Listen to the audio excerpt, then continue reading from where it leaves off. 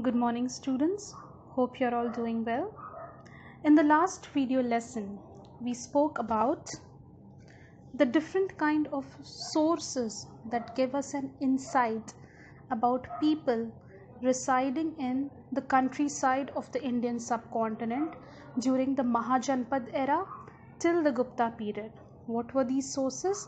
These included oral tales such as Panchtantra and the Jatakas, and also it included inscriptions as well as land grants. Okay, and one such very important land grant which we covered was that of Prabhavati Gupta.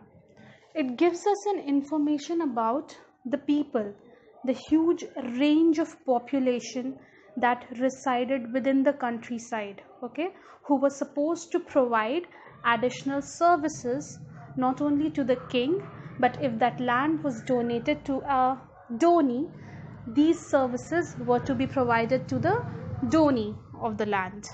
So this is what we covered in the last class. Now let us proceed to the next topic. We'll dwell more into the urban life. Okay, so the new topic is towns and trade. So finally, after almost a millennia, we had new cities springing up throughout the subcontinent. Why are we saying after a millennia? Because after the fall of Harappan civilization, those cities, the Harappan cities, they had fallen into ruin. Okay, they were not functional anymore. We have already studied it. So after 1500 years, we have new cities coming up. And what are these cities? These were the capital cities of the Mahajanpads. Remember, we have already established that there were 16 Mahajanpads. Each Mahajanpad had one capital city, and this capital city was where the king resided, and it was fortified. So most of the cities that we look at during the Mahajanpad era, they were the capital cities. Okay. Next, you had cities which were situated along routes of communication. Two such routes of communication are the riverine routes as well as the land routes. Now we have already spoken how Takshila was situated at the Uttar Path, which was connecting the roads connecting to Central Asia.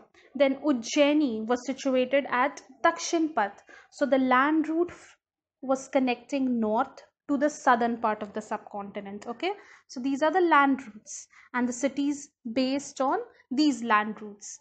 Then you had cities based on river routes. The most important one that we know is the Patliputra, which was built on the confluence of Ganga and the Son river.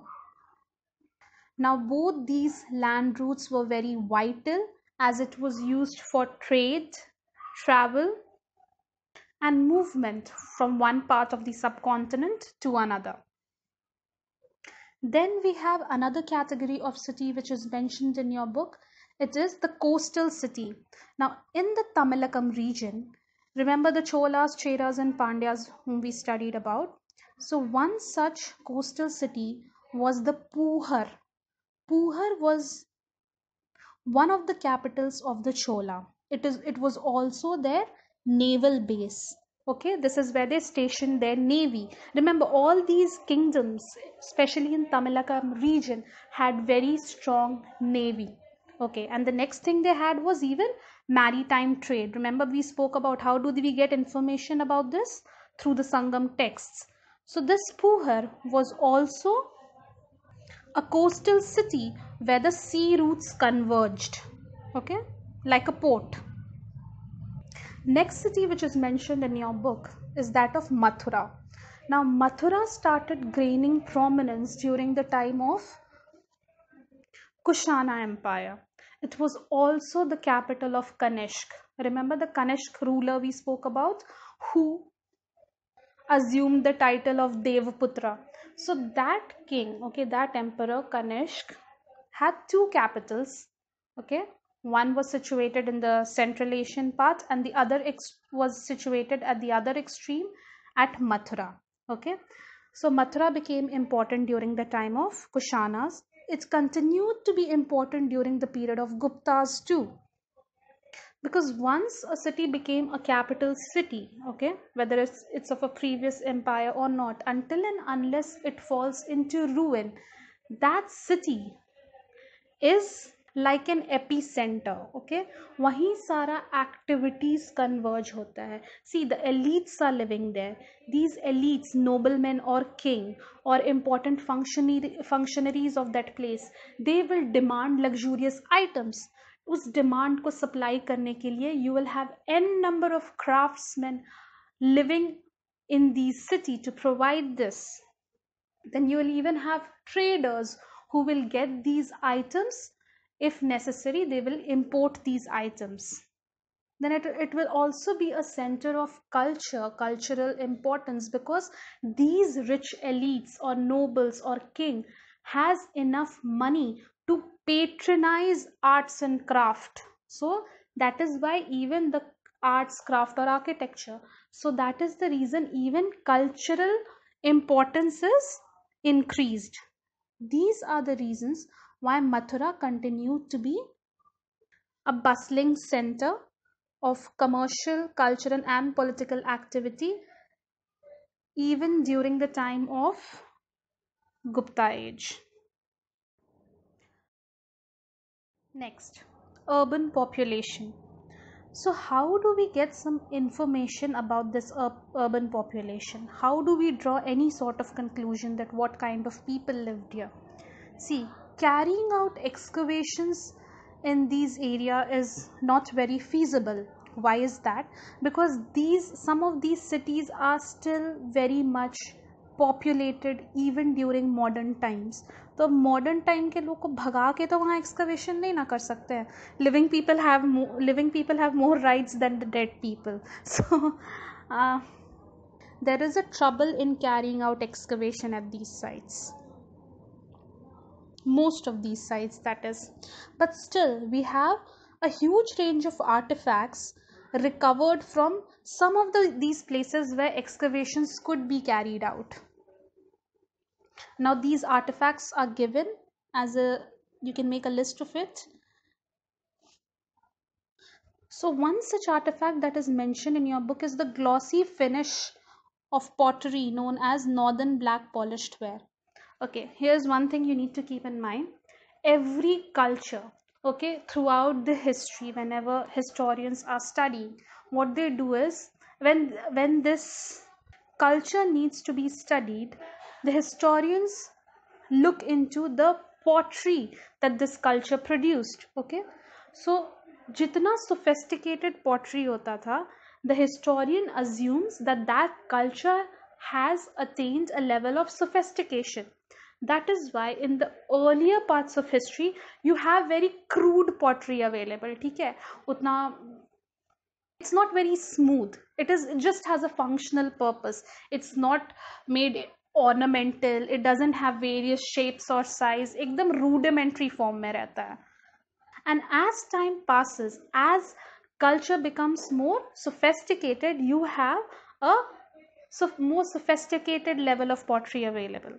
So during the Mahajanpad era, especially during the period leading to modern age, we associate this culture, this time period, with a pottery known as northern black polished ware. This type of pottery was highly luxurious pottery. Okay? So it was not used for utilitarian purpose. Those used for normal day activities, that pottery was classified as red and black pottery. Okay, so pottery may be differentiate karna padta hai. Remember, even during the Harappan time, we spoke about there were two kinds of pottery. One was the simple one, the other one was faience pottery, which might have been used as perfumed bottles. Same way you have even during this period. So this pottery indicated, the northern black polished ware, that the rich people used it, and they also used a range of other products such as obviously ornaments, weapons, tools, and a wide range of materials known as gold, silver, copper, bronze, ivory, glass, shell, and terracotta. Just make a list of it. Okay.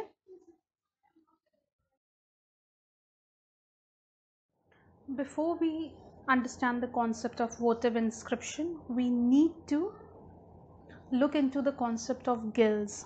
What are guilds? What were its functions? And why is it so important to study about the urban population? So guilds called Shrenis were gaining importance ever since the Mauryan age, and they kind of reached their peak during the Gupta era. So what did they do? What are these guilds? Each and every industrial activity or a major profession, whatever you can think of which existed during that time, was organized by their respective guilds. So, for example, if they are men working as goldsmiths, they will have their own guild. If there are craftsmen who are producing shell objects, so they will have a guild that will look after this production of shell objects. So, what did these guilds actually do? The first task which they did was they organized their own craft work. How did they manage to do that? These guilds or shrenis, they actually fix the rules of work as well as the quality of finished products. Then they also fix the price of whatever commodity they were producing. This was done so that both the artisan or the craft person who is producing this, as well as the customer or client who is buying this, are safeguarded. Both of them do not feel cheated. So it was like each guild was fixing the price of whatever commodity they were producing. Not only the price, they were checking the quality even.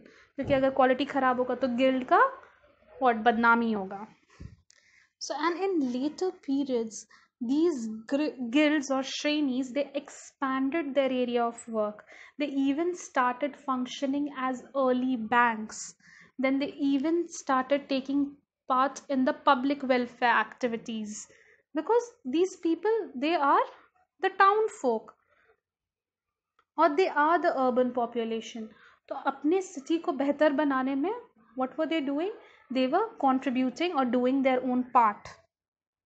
And they were able to do so because they were traders, craftsmen, or merchants who were obviously making some kind of profit as they were working collectively.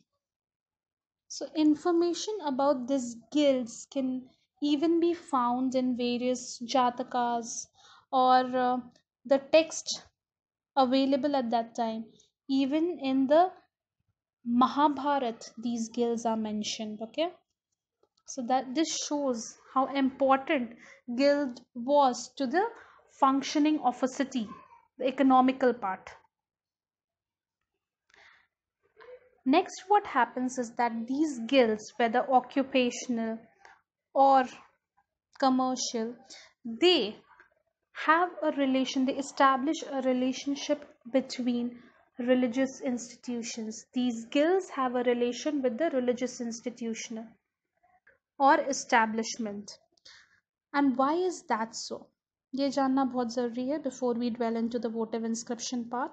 See, these religious institutions, whether it was the monasteries of Buddhism or Jainism, which came into existence a bit later on, they were writing text. Okay, they were compiling knowledge, and these knowledge or information about various number of things, whether it was the trade routes or the cropping patterns or about the different kind of markets. Okay, this information became very vital for the traders or the craftsmen. उन लोगों को पता चलता था कि where do their economic interest lie and or how could they trade better.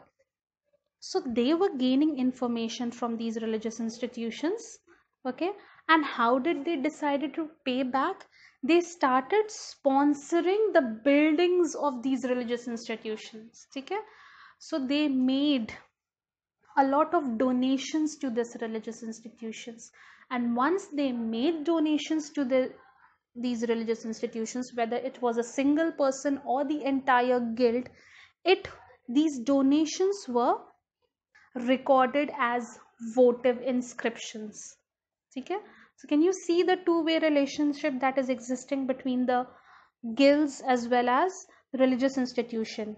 Religious institution is providing them information and the guilds are giving donation.